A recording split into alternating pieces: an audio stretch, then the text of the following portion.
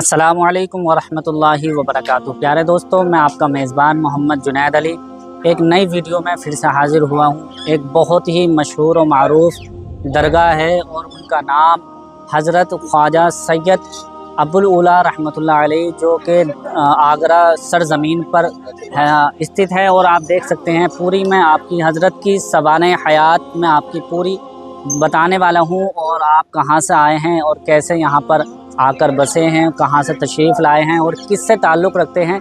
इंशाअल्लाह मैं पूरी आपकी सवाने हयात आपके इसी वीडियो में बताने वाला हूँ। आपसे गुजारिश है कि इस वीडियो में बने रहें और वीडियो को छोड़ कर न जाएं, ताकि आपको इसकी पूरी जानकारी आपको मिलती रहेगी इंशाअल्लाह। आइए जान लेते हैं। हज़रत सैयद अमीर अबुल उला रहमतुल्लाह अलैह ख्वाजा गरीब नवाज के फरमान के मुताबिक अपने वक्त के कुतुब थे।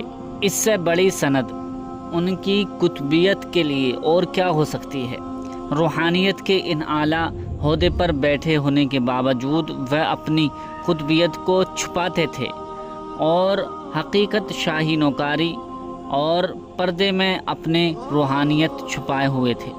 वह पूरी रात इबादत में मेहनत करने के वाले सूफ़ी थे। एक रात जब उनकी अहलिया बेगम की आँख खुली तो ये देखकर खौफज़दा हो गई।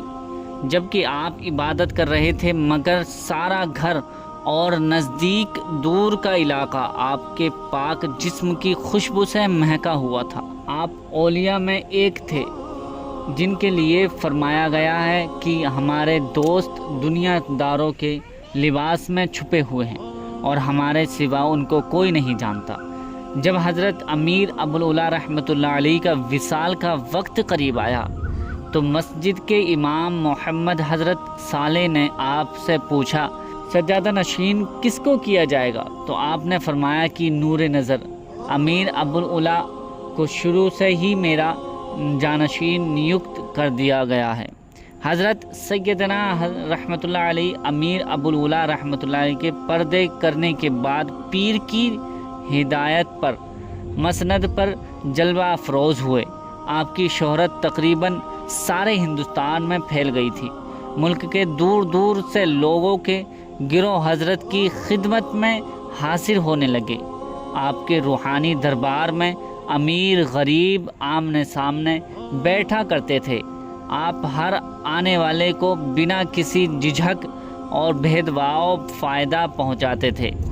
आप मोहम्मद सल्लल्लाहु ताला अलैहि वसल्लम की मिलन अंसारी का एक ऐसा मीठा झरना थे कि जिससे प्यासे ताज़ो तरा होकर हौसलों के साथ हक़ के इलाही की सही राह पर चलने लगे थे। अल्लाह ताला ने आपको ख़ास तौर पर भेजा और करामत की बेपनाह दौलत से नवाजा, मगर आप इनको दिखाने से ज़्यादा छुपाने में यकीन रखते थे। फिर भी अल्लाह के हुक्म के मुताबिक आपसे करामतें ज़ाहिर होती रही और आज भी करामत ज़ाहिर होती रहती है, जिनका ज़िक्र बाद में तफसील से किया जाएगा।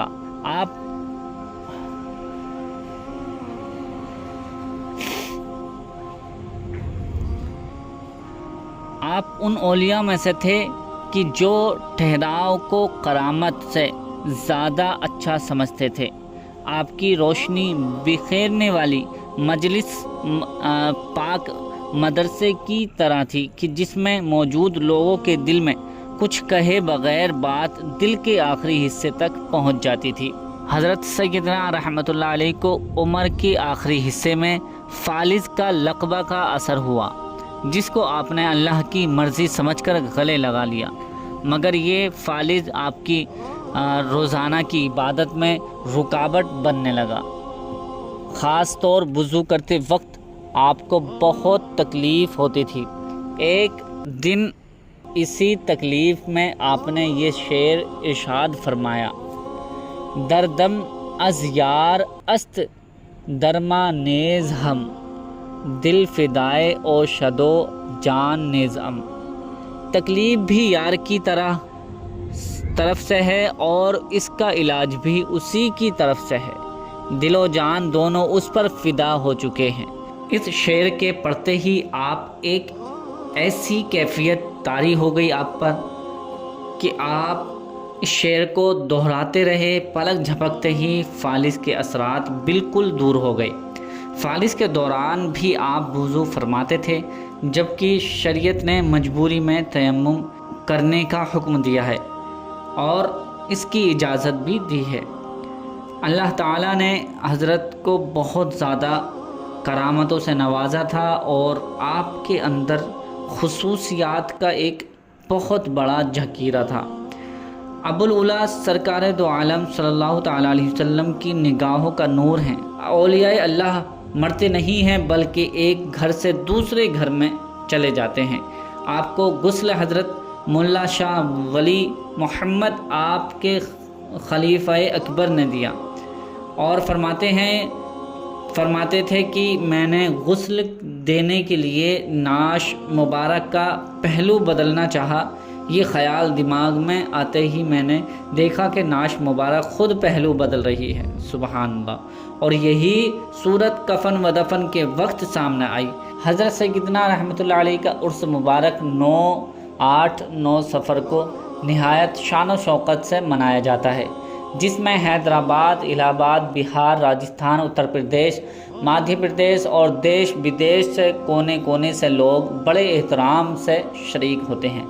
چاند کی 6 صفر کو عصر مغرب کے درمیان احراری جھنڈا کی رسم و محفل سما میں ساتھ شروع ہوتی ہے اور پھر احراری جھنڈا سرکار کے روضہ مبارک کے اوپر نصب کر دیا جاتا ہے۔ اسی کے ساتھ عرس کا آغاز ہو جاتا ہے۔ 8 صفر کو عصر کی نماز کے بعد مزار شریف کو غسل اور سندل مالی اسنان وقت سجادہ کچھ خصوصی لوگوں کے ساتھ اس رسم کو ادا کرتے ہیں۔ وطن کے لوگ اس خاص وقت پر خاص طور پر حاضر ہو کر فیض پاتے ہیں۔ اس وقت بھیڑ کچھ کم ہوتی ہے، اس لیے حاضری کے مراسم آسانی سے ادا کیے جا سکتے ہیں۔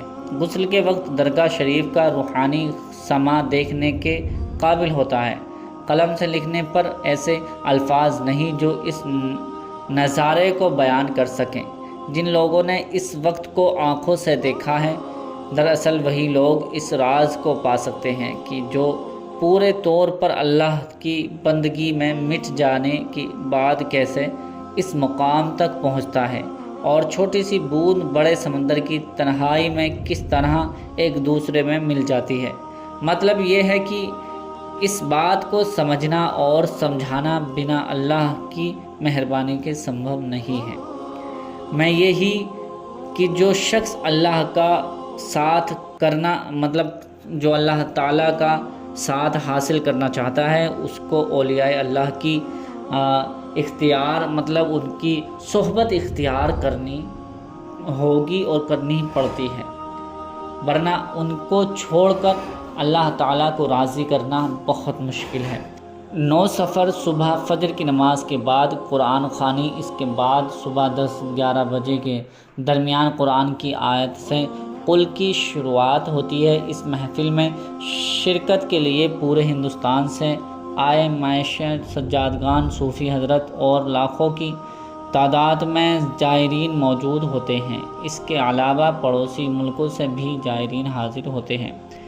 ہر کوئی اس امید کے ساتھ آتا ہے کہ سرکار کے دربار میں اللہ تعالیٰ ان کی دعا ضرور مقبول کرے گا، اور اس کے بعد فاتحہ پڑھی جاتی ہے۔ محفل خانے میں محفلیں سما رنگ کی محفل امیر خسرو کے کلام کے ساتھ شروع ہو جاتی ہے، سبحان اللہ۔